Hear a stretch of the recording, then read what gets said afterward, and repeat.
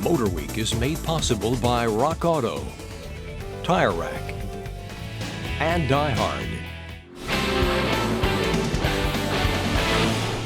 We've driven our fair share of BMW M cars over the years, and the M3 has always been our favorite.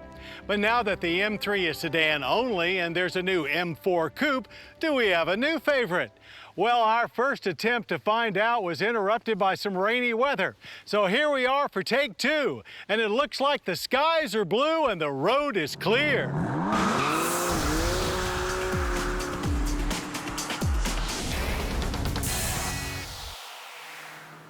Whether you consider this car the 2015 BMW M4 or the artist formerly known as the M3 Coupe doesn't really matter, as anytime you get a chance to drive either, it's a special occasion. If said driving time happens to be at a challenging racetrack like Roebling Road Raceway near Savannah, all the better. By now, the new M4's mechanical hardware is familiar. No more V8, it's all twin-turbo inline-6 under the hood now. With 3 liters of displacement, it pumps out 425 horsepower and 406 pound-feet of torque to the rear wheels through a 6-speed manual transmission or our car's 7-speed MDCT. A carbon fiber reinforced plastic drive shaft and an Active M rear differential complete the transfer of power. Putting all of it to work and going full Donkey Kong on the front straight with the DCT's launch mode engaged, we hit 60 in just 4.1 seconds, followed by a 12.1 second trip to the end of a quarter at 118 miles per hour. Power comes on in a hurry and is relentlessly delivered throughout the voyage, along with automatic shifts that are brutal in a good way. Indeed, transmission complaints were limited to the lack of a proper park position for the shifter, as some of our staffers couldn't get used to just leaving it in gear, shutting it down, and waiting for park to engage automatically. This M4, which of course shares its chassis with the now sedan-only M3, is the first generation to shed weight off of the previous gen, now coming in at 3,585 pounds. Hitting the road course, the M4 quickly reveals itself as one serious piece of machinery, as it can be rough and almost abusive at times, feeling even more bred for the track than previous M's. But that 50 shades of grayness pays some serious dividends in grip and grin factor through corners and loads of power on demand for launching out of them.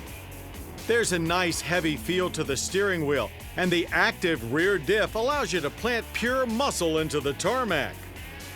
M Dynamic mode of stability control promises to allow for plenty of fun before engaging, but in reality, it has kind of an on-off intervention that seems to push me, pull you through corners. We were very impressed with the MDCT's response when triggered manually, which is a good thing, as when left in auto, it was rarely on the same page as most of our drivers.